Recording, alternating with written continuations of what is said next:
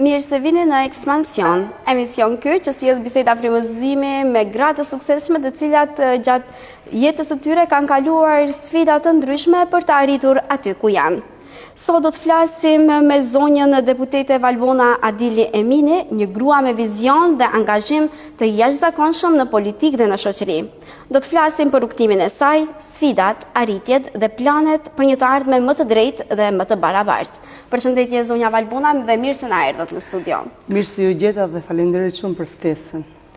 Si ka ndikuar familja juaj në formimin tuaj si grua dhe si profesioniste? Tashti unë vi nga një familje që ka pas më shumë mbi zotërinë gjinisë femërore, pra ne jemi 5 motra dhe kam pas një mbështetje shumë të madhe nga ana e prindërve sigurisht, edhe babaj, sepse edhe babaj ka qenë njëri i shkolluar, një profesor, por sidomos nëna ka qenë shtysa dhe shtylla kryesore që në ka mbështetur dhe na ka përkrahur në rrugutimin tonë të shkollimit dhe të arsimimit dhe të edukimit të mëtejshme.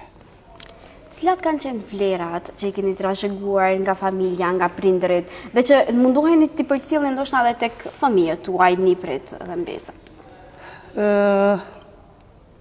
Ne jemi rritur mes librash, mes romanesh, jemi rritur me këngë, nëna jonë për ditë këndonte, ishte aq e lumtur edhe pse familje me shumë vajza, edhe me një vëlla përprap, ndjeshja e gëzimi i saj dhe gjithmonë jemi rritur me shumë dashuri, me shumë konsiderat dhe në ambient shumë të bukur. Gjithmonë na ka udhëhequr dëshira për lexim, dëshira për art, dëshira për të bërë më të mirën, për të dhënë maksimumin dhe ka ndikuar pozitivisht që të gjithë motrat në profesionet të ndryshme të ndjekim rrugët tona dhe të mbarojmë me sukses studimet, jo vetëm studimet, por edhe mëtej magistraturat, specializimit e kështu me radhë. Pra, mendoj se shumë ka rëndësi babaj edhe mbështetja e nënës për brezat që vijnë, edhe për ta mbështjell me dashuri edhe për ta vënë në fokus emancipimin, edukimin dhe shkollimin. A ka qenë e lehtë rruga e suksesit, përmendet magistraturat, shkollimin, a ka qenë e lehtë rruga drejt suksesit, apo ka pasur sfidat dhe sakrificat e saj? Tani, unë po kthehem në moshën e hershme, pasi kam marrë shkollën 8 vjeçare, në aso kohë në gjimnazin e Kërçovës, ishin veç të mbyllura paralelet në gjuhën shqipe, kështu që jemi detyruar të shkojmë në një shkollë private. Aso kohë e bërë me mundin e vetë qytetarëve edhe kena vazhduar atë lloj shkollimi privat në gjuhën shqipe, si që të mos shohet gjuha shqipe dhe edukimi. Pastaj kemi kaluar në gjimnazin e qytetit, pas 2 vitesh, edhe u legalizua shkolla, edhe vazhdoi rrugtimi, pra i vështirë. Pas të lartën e kam kryer në Tiranë, edhe është një moment i vështirë sepse në 96 kur kam filluar, në 97 u bë rrëmujat, u bë shtetërrethimi, pastaj kam kapur edhe periudhën e luftës së Kosovës, kam qenë gjithmonë në kontakt me mike, me shoqe, me shok, të cilët kishin njerëzit në luftë, kam parë atë egzodin e njerëzve, të cilët ikën prej luftës, përpiqeshim të ndihmojmë, domethënë e kam prek në çdo periudhë të jetës, çdo ndryshim, çdo trazir, çdo tranzicion të kombit. Edhe kam një pasqyrë shumë të qartë, por që më kanë lënë në refleksion shumë emocione, shumë vështirësi, shumë sakrifica të gjithë kombit, por edhe veçanti edhe të gruas. Si arritet ti të i kalosh këto sfida, periudha e studimeve? Gjithmonë jam udhëhequr nga dëshira se është koha ime, është koha jonë për të bërë diçka, është koha që ne duhet të realizojmë edhe ëndrat e prindërve, është koha dhe momenti për të zënë vendin që meritojnë. Pra, gjithmonë më ka udhëhequr jo vetëm dëshira, por edhe qëllimi i mirëfillt, sepse ne mundemi të bëjmë shumë, edhe duhet të bëjmë dhe të veprojmë. S'ka qenë lehtë, në atë kohë nuk është se shkonin vajzat aq shumë edhe i lejonin të shkollojnë, unë akoma i kam peng disa shoqe që kemi nisë bashkë gjatë shkollimit, por e kanë detyru ndërprerjen e shkollimit, qoftë për arsye se prindit nuk kanë pas mundësi ekonomike ose kanë kalu në gurbet. Pra, kam shumë shoqe të cilat i lanë librat edhe u detyrun të ikin, plak e cila vazhdon akoma më shumë edhe sot. Përmendoj që domethënë gjatë periudhës që juve keni qenë në studime, gjithë ato etapat që i keni të i kaluar, shumë shoqe dhe gra i kanë lënë studimet në gjysmë. Ta që i keni lënë, ju kanë mbetur peng ato shoqe, po cilat kanë qenë, kush ka qenë fakt mbështetja juaj më e madhe që ju kanë mbështetur gjatë gjithë rrugtimit tuaj. Si studente, tani më veç se jeni grua dhe deputete që e bëni rolin tuaj në kuvend. Gjithmonë na ka udhëhequr dëshira për të mësuar, gjithmonë na ka udhëhequr ajo fryma edhe brenda shtëpisë, siç thash, po edhe ndikimi aso kohe, sepse ishte një periudhë që shkolla kishte shumë vlerë, ti jeshe shkollume, domethënë bëje përshtypje shumë të mirë, në krahasim që tash diçka tjetër të udhëheq, në aso kohë udhëhiqte dija, udhëhiqte vlera, udhëhiqen emisionet e ndryshme, por ka ndikuar shumë edhe TVSH-ja, sepse jemi rritur me emisionet e TVSH-s të asaj kohe, edhe gjithmonë na ka lindë ajo dëshira për të bërë më të mirën edhe për të arritur sa më shumë brenda mundësive tona, por edhe fryma brenda familjes edhe mbështetja e babait, i cili gjithmonë na ishte një etalon, një mundësi shumë e mirë, sepse ne mund të bëjmë akoma më të mirë. Si e shihni rolën e gruas shqiptare në kohën e kaluar, domethënë dhe tani? A ka ndryshuar diçka në raport me këtë, apo ende janë disa fenomene që ekzistojnë në shoqërinë tonë? Unë gruan shqiptare në të kaluarën, por edhe tash e shoh shumë të fortë, sepse në të kaluarën, pavarësisht pozicioneve dhe roleve që ju janë atribuar, ajo i ka bërë me shumë saktësi, me shumë burëri, ka mbajtur familjen, ka bërë ekonominë, gruaja është vazhdimi i jetës, gruaja sjell fëmijë në jetë, gruaja ushqen fëmijën edhe gruaja vazhdon gjenerata e gjenerata. Unë kam taku, edhe më përpara kam has, po edhe mbaj dhe mend, gjyshet e mia, nënën, hallat, tezet të gjitha, domethënë ishin gra shumë të forta, edhe pse s'kishin shumë qasje në shkollë, në për institucione, por rolin e bënin shumë bukur, rolin brenda shtëpisë, sepse ishin shtyllë, sepse mbanin familjen, mbanin rregullin, edukonin brezat, edhe përkrahnin shkollën. Ato gjyshet tona, ato nëna, normalisht ato kanë qenë shtysa më e madhe, sepse ato e shifnin veten krahasim me shoqet e veta, me miket e veta, nëse dikush ishte shkolluar se kishin ngelur mbrapa, edhe thjesht a ngjizja asaj dëshirës, flas për nënën time, na ka shtyr neve të gjithave që ne të vazhdojmë më tej se ajo. Edhe pse ka pas dëshirë shumë të madhe, por nuk ka pas mundësi të asaj kohe, mundësi sidomos ekonomike, edhe ajo ëndra e saj, ajo shifte veten të realizohet nëpërmjet nesh. Si e keni balancuar jetën familjare dhe domethënë edhe karrierën tuaj si mjeke, pediatre dhe më pas si deputete? A ekziston një balans mes këtyre trijave apo? Po. Këtu në radhë të parë dominojnë sakrificat, sepse unë personalisht kur kam bërë specializimin, jam me që kam dashur që të mos i lej fëmijët i kisha të vegjël në qytetin e Kërçovës, i kam marrë me vete në Shkup, edhe ishte një sakrificë më vete, por balanci është vështirë për të arritur, për shkak se fëmija do pjesën e vetë, shtëpia do pjesën e vetë, bashorti, por edhe karriera.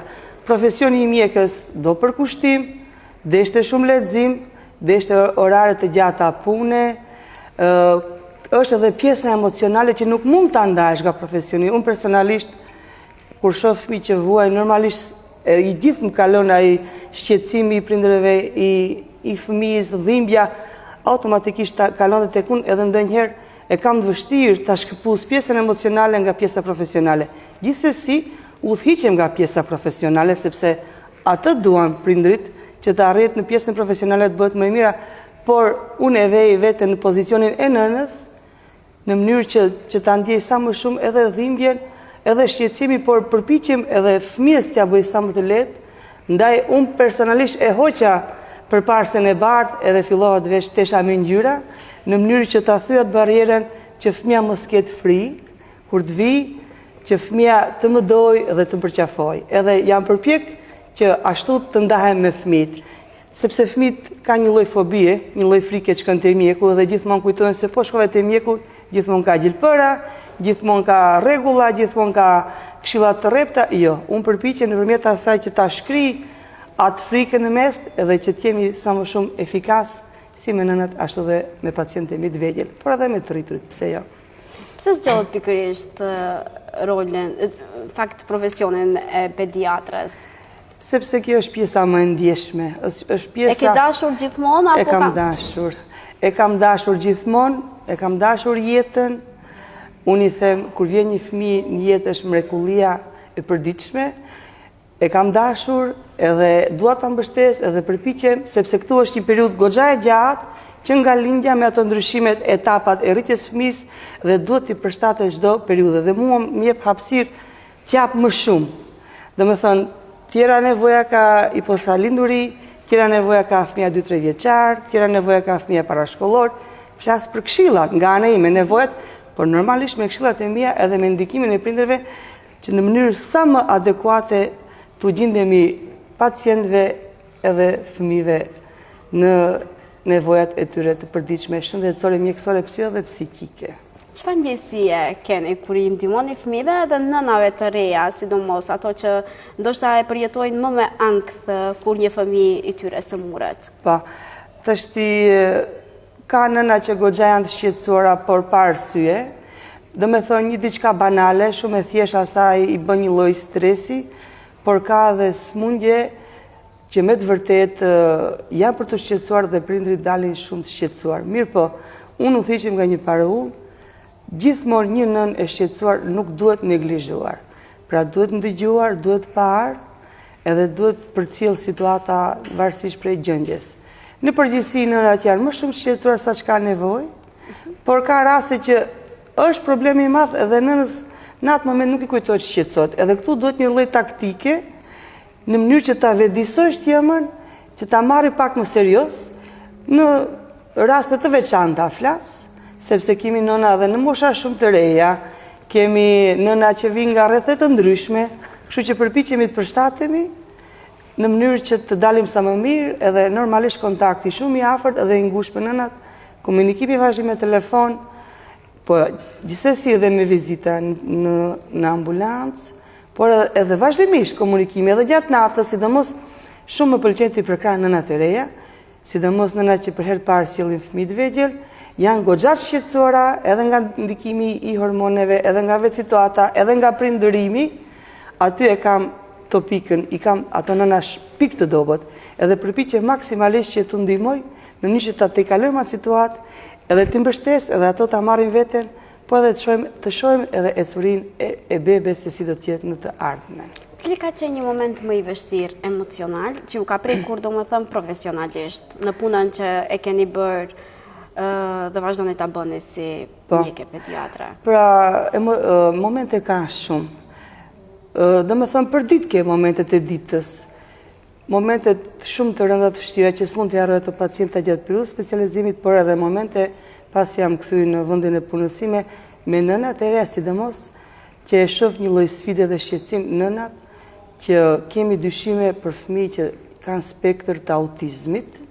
Siç e dim, autizmi është një lloj smundje tash në mes normale së kësaj kohe, edhe një lloj smundje e cila nuk është njohur në të kaluar, s'ka pasur fare përpara 50 vjeç autizëm. Edhe këtu, domethënë kur kam dyshimet e mia për fëmijët, kjo është një moment shumë i vështirë për t'ua transmetuar prindërve, sepse edhe rruga është shumë e vështirë, por edhe e kanë shumë të vështirë të pranojnë. Domethënë duhet gjenë mekanizma se si t'i shpjegohet nënës, por edhe ta mbështesësh njëkohësisht, sepse ndonjëherë shkon shumë keq, si smundje. Këto e kam, mund të them se është ndër momentet më të vështira. Përveç smundjeve malinje që janë të rralla, por ato veç më e zënë vendin e parë për nga vështirësia dhe nga rëndesa si smundje. Por sa është e vështirë të punohet me këta prindër? Përderisa tha që derisa thuhet një informacion i tillë, mund të përjetojnë edhe ankth edhe prindrit.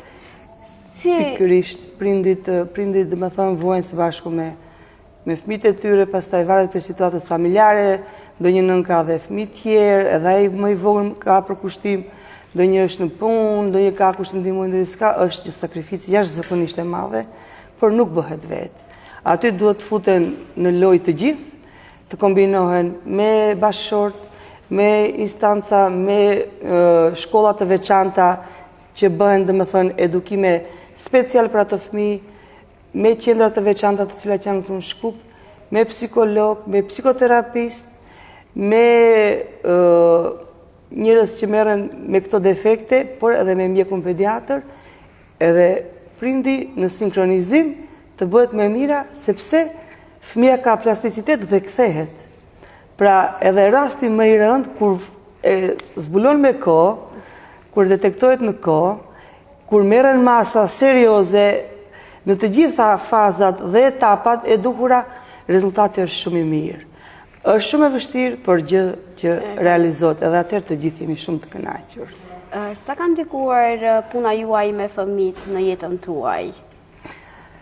Po, unë edhe vetë jam nën me 3 fëmijë, kështu që gjithmonë jam përkrase famse e fëmijëve. Ka ndikuar, më ka ndryshuar edhe në karakter, ndoshta si mjek e përgjithshme kam qenë një çik më strikte, më rigoroze, vetë mosha, dhe me thënë serioziteti për para pacientëve më të vjetër, në mënyrë që ti vetë disosh, njëherë do të edhe qëndrimi dhe postura trupore që të kapin seriozisht, sepse do të gjithmonë ta llogarisësh, sepse ke të bësh me njerëz të shumë shtresave komsive të ndryshme, por edhe mentaliteteve, shkollimeve të ndryshme e kështu me radhë, por me fëmijët më ka qetësuar. Më ka zbutur dhe jam shumë poshtë, jam krahas me fëmijët. Dhe me thënë, rri aty ku janë fëmijët. Më pëlqen edhe të los, më pëlqen të flas fjalë të mira, më pëlqen edhe të ledhatoj, normalisht, të udhiqesh nga detyra që kam si mjeke, por mundohem, përpiqem që ta zbus atë pjesën tjetër, sado që kam dorë edhe kam ndryshuar dhe karakter. Tashti këtë lloj sjellje e vazhdoj edhe me të rriturit, edhe me nënat, edhe me baballarët, në mënyrë që edhe ato sa më lehtë të vinë deri te unë dhe të komunikojmë sa më shumë, por sigurisht të kenë dhe besim. Edhe besimi të jetë i ndërsjellët. Të shkojë dhe fjala, që të shkojë qëllimi, pra qëllimi është gjithsesi të mjekojmë fëmijët edhe gjithë ato që kanë nevojë. Kur e ndjet që ishte momenti që nga mjekë e pediatrët kalonin në politikë? Ka qenë një moment shumë i vështirë për mua si profesioniste mjeke, por e pa është arsyeshme sepse për një periudhë shumë të gjatë, pra nga rinia ime e hershme si mjeke deri përpara se merrem me politikë, shifja se s'bën ndryshime. Edhe kjo më ka shtyr. Unë thash kam pas kontakt me shtresa të ndryshme, me njerëz me halle, me vështirësi, edhe më lindi si një lloj revolte që ta grej zërin edhe të shoh në mënyrë që prit tash çfarë mundemi të ndihmojmë. Sepse vetë rrethi i partisë e cila ishte në qeveri, kryej atë rrethi shumë të vogël dhe të ngushtë dhe ishte shumë e vështirë që të futesh në atë rreth. Ne shifsha sepse s'bëhen punësime adekuate, unë isha e punësime si mjeke, por prita specializim. E kisha një ëndër specializim se gjithë miket, nuk më mundsua pas të detyrova shkoj privat, po shoh edhe plot kolege të mia ishtë nxënëse, studente, të cilat e kanë akoma të vështirë punësimin, edhe pse kemi mungesë mjekësh, prap kemi një diskrepancë mes të mjekëve që do të punëson dhe aty që janë të punësuar. Pra këto mu më kanë shqetësu edhe më kanë mërzit në një farë forme, edhe më kanë detyru që të merrem me politikë, që të bëhet një lloj ndryshimi, edhe që të mundet nëpërmjet meje të dëgjohet dhe zëri i gruas, edhe zëri i mjekeve, edhe zëri të gjitha grave intelektuale që të kenë qasje sa më të madhe. Pra, nëpërmjet politikës mundesh ta amplifikojsh veten dhe të dëgjohet zëri. Pra ndaj janë futur politikë, jo për qëllime tjera, sepse besom se profesioni më dhem shumë. Shumë dhe më mungon, çdo gjë nga ana e fushës të shëndetësisë më mungon. A mendon të dëgjohet zëri i gruas mjaftueshëm në politikë? Tani ne për atë qëllim kemi ardhur. Na kanë thënë edhe po na mbështesin se do të dëgjohet zëri, tash te grupi jon parlamentar, te koalicioni jon ka shumë gra unë i përshëndes atë, dhe me thënë jemi më shumë gra, edhe po përpiqemi maksimalisht që të transmetojmë nevojat e grave dhe të na dëgjohet zëri i gjithë atyre grave të pazëshme. Edhe në një farë forme t'u japim guxim dhe zemër që edhe ato gratë në përgjithësi të na shohin neve, edhe ato të merren me politikë, por edhe nëpërmjet nesh që të shkojë fjala edhe të dëgjohen hallet dhe shqetësimet e grave që janë të shumta. A mendoni që si grua në politikë do ju ndihmoni më shumë njerëz me nevojë sesa si mjeke? Tashti, si mjeke, unë e kisha numrin e caktuar të pacientëve të mi, edhe ato kërkonin shërbim edhe ato u jepja, normalisht edhe dikush nëse kishte nevojë mirë, po si politikane mua më dëgjohet zëri më shumë, edhe unë jam e qasshme për të gjithë, sidomos nga zona ku vi, sepse kam bërë dhe takime, kam pas dhe kontakte, edhe pak a shumë i di hallet e grave, mendoj se këtu do më dëgjohet më shumë zëri. Por, sigurisht, njeri duhet t'i zbatoj qëllimet që ka vënë edhe t'a mbaj fjalën. Ashtu dëgjohet zëri. A keni pasur paragjykime kur keni filluar, domethënë, në fushën e politikës? Unë mendoj se shoqëria jonë civile është shumë e egër për gratë në politikë, terreni është mjaft i vështirë, vetë intelektualja grua e ka shumë të vështirë ta kalojë atë barrierë. Do me thënë, edhe nuk ka besim nga institucionet, por edhe nga shoqëria, nga kolektivi. Pastaj përballesh edhe me dhunë verbale, qoftë në internet që është e pakontrollume, që është një shqetësim që duhet të rregullohet, të merren masa.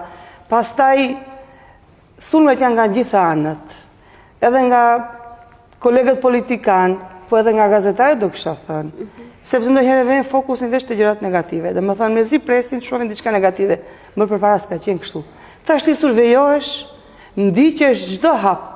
Më kupton kështu që është e vështirë, sigurisht, është e vështirë, goxha e vështirë, por veç kur futesh në atë arenë politike, këto gjërat e vogla nuk i merr më parasysh. Si është të jesh nën dhe politikane në vendin tonë? Sa sfiduese kjo? Mjaft e vështirë, shumë sfiduese, sepse si nën ke përgjegjësitë ndaj fëmijëve, ndaj bashkëshortit, ndaj familjes, ndaj rrethit gjerë, ndaj motrave, ndaj familjes burrit, ndaj familjes babës. Politika është një garë maraton, shumë e vështirë, kërkon shumë përkushtim, kërkon përgatitje, ka gjërat papritura, dhe me thënë është një çmim shumë i shtrenjtë që e paguajmë ne. Beson se me fjalë edhe nuk mund të thuhet, veç përjetohet. Çfarë e bën një grua të suksesshme? E bën vetë vendosmëria që ka, parimet e saj, këmbgulësia, guximi, por edhe mbështetja. Unë për shembull kam pas mbështetjen për në politikë të bashkëshortit, dhe më thënë, ai duke parë vlerat te unë, duke e njohur edhe shoqërinë, ai më ka dhënë zemër dhe ka qenë promotor që unë të futem në politikë, njëkohësisht dhe e përshëndes, sepse më është bërë krahu i fortë, së bashku me djemt që mi mobilizon, edhe gjithë së bashku më kompletojnë, sepse po nuk e ke një krah të fortë, beso se nuk mundesh të arrish deri te qëllimi i duhur. Cili ka qenë një moment më sfidues që e kujtoni në jetën tuaj politike? Në jetën time politike, edhe pse s'kam shumë karrierë të gjatë politiku, me politikë jam marrë përpara 3 vjeç, kur kam dalë si këshilltare e pavarur, atëherë aso kohë doli për kryetar komune, po ashtu një kandidat i pavarur, zoti Fatmir Limani, edhe aty e pash se sa sfiduese ishte edhe e vështirë që të bëhej gara, sidomos edhe tashti në këto zgjedhjet që i kishin parlamentare ku isha emëruar si kandidate për deputete në zonën 5, e dyta, aty e pash sfidën dhe vështirësimet madhe, do me thonë tekniket të shoqet, sepse gara nuk ishe shumë fair, ishte vështirë, partia që ishte aso kohën qeveri e BDI-s, e bëri garën shumë vështirë, shantazhoheshin votuesit, kërcënoheshin, bliheshte vota me pare, Dhe me thënë, aty e pash se ishte jashtëzakonisht e vështirë dhe për mua ishte një sfidë shumë e vështirë. Sepse ke bërë mirë, të njohi njerëzit, mirë por nuk arrinin të thonë fjalën dhe mendimin e tyre sepse shantazhoheshin.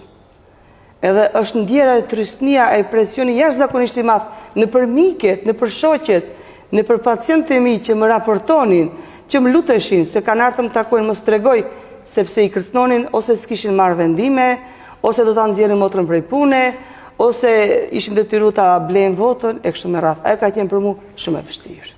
Si keni përballuar këto sfida, domethënë edhe presionin, edhe kritikat publike? Besoj që ekzistojnë edhe tek juve, edhe arrin deri tek juve kritikat që bëhen nga vetë qytetarët ose unë deri tani qytetarët për mua veç fjalë të mira kam pas. Tashti është momenti që ta tregoj veten dhe të ndihmoj të më kryej terren dhe të ndihmoj, dhe me thënë të jap mundësi atyre që kanë nevojë. Kur e ve një qëllim edhe përpiqesh ta ushqesh atë dhe ta realizosh, sidomos fjalën.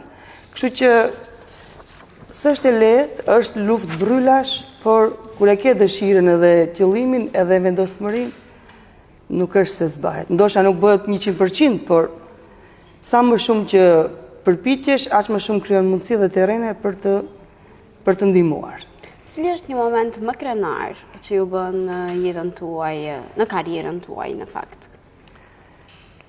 Tani krenare ndjem gjithmonë kur takohem me mike të palëve tjera, dhe me thënë mjeke të arritura, të suksesshme, po edhe nga shtetet tjera, atëherë ndjem krenare sepse edhe unë nga ky vend e kam realizuar veten edhe përfaqësoj një komp, përfaqësoj gra të këtij vendi. Atëherë ndjem krenare kur shoh se mundem të përfaqësoj shumë gra, edhe jam në nivelin për shembull siç janë gratë e Kosovës, së Shqipërisë, edhe kolegët e mi e Maqedonë kështu me radhë. Atëherë ndjem krenare kur shoh se jam në nivelin e tyre. Tani do të kalojmë te disa pyetje blic, në të cilat përgjigjet duhen të jenë të shkurtra. Më trego nëse duhej të vendosej mes punës suaj si pediatre dhe politikës, cilën do e kishit zgjedhur? Të dyja. Sepse tash më jam politik, por edhe pediatri nuk mund ta lej anash, sepse unë vazhdimisht jam në kontakt me nënat, edhe mundohem gjithmonë gjej kohë që edhe aty në të përgjigjem, edhe pse pjesën më të madhe tashti jam në politik, por gjithmonë gjej kohë edhe sidomos për ato që kanë nevojë më të madhe të përgjigjem. Çka është më e vështirë, të jesh politikan burr në politik apo grua?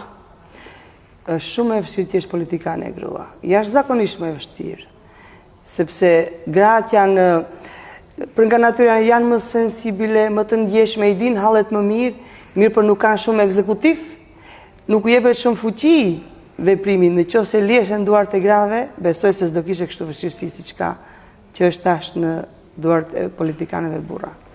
Nëse duhet të zgjidhni mes një rasti emergjent pediatrik dhe një seance parlamentare të rëndësishme, çfarë do të bënit?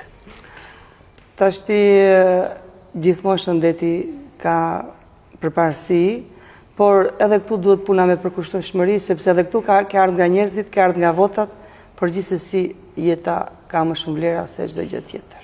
A mendoni se politika shpesh përdoret si mjet për të arritur famë? Nga ana e grave? Po. Mbase dikund, por unë për vete nuk më ka udhëhequr ajo. Unë jam fut politik në mënyrë që të bëhem më e zëshme, sepse më mjafton të fama që kishe. Gjithmonë ke mundësi për të bërë famë, promovim të profesionit, nuk ke kufi në profesion, por edhe në për emisione, në për punime shkencore, në për kongrese, kështu që unë personalisht jo, por dikush nuk e përjashtoj mundësin, sepse ka njerëz që e shohin edhe si fa. Një mesazh për gjithë ato gra që duan në të ardhmen të ndjekin rrugën tuaj, të jenë pediatre, të jenë në politik, por të jenë edhe nëna të suksesshme. Tashti vetë prezenca ime në politik, si një njeri apolitik që kam qenë për para 4 vitesh, është një lloj rrugtimi dhe një lloj guximi që kam marrë që tu jap zemër grave, besom. në mënyrë që shoqeve mikeve, bashkëqytetareve, por edhe gjithë grave të vendit, unë prandaj jam fut që të marrin zemër edhe ato të ndjekin rrugën time. Unë jam aty që do t'i përkrah, mos flas nga ana e profesionit se duam sa më shumë mjeke, edhe mjek, sigurisht, por edhe si mjeke nënat prape kanë atë ndjeshmërinë, e kanë atë qasjen më të butë, kështu që kudo që të munden, gratë, sa më shumë duhet marrin pjesë. T'i thyn ato barriera, t'i thyn ato frikra, edhe të vinë nëpërmjet politikës që të realizohen, jo për vete, që të realizohen, që të shumëfishojnë edhe të përfaqësojnë shumë gra, që të shkojë edhe zëri i tyre edhe qëllimet e grave tjera, që të dëgjohen edhe të plotësohen. Shumë faleminderit zonja Valbuna që ishit pjesë e emisionit ton Ekspansion dhe ndatë historitë tuaja me ne dhe me gjithë shikuesit tanë. Kënaqësia është e imja, të falenderoj shumë e dashur Linda, që ma mundësove edhe beso se kam kalu shumë qaste të bukura në për gjithë etapat dhe ndjem shumë e lumtur që ndava ko me ty. Shumë faleminderit. Të dashur miq, ky ishte Ekspansion për sonte. Faleminderit që ishit me ne dhe një falënderim i veçantë shkon për deputetën tonë Valbuna Adilje Emini, të bërë këtë bisedë kaq të sinqertë dhe frymëzuese. Një falënderim i veçantë shkon edhe për sponsorët tanë, të cilët e mundsojnë këtë emision. Trim Lumi, kompania gjigande që ndërton ëndrrën tuaj me projekte që flasim vetë.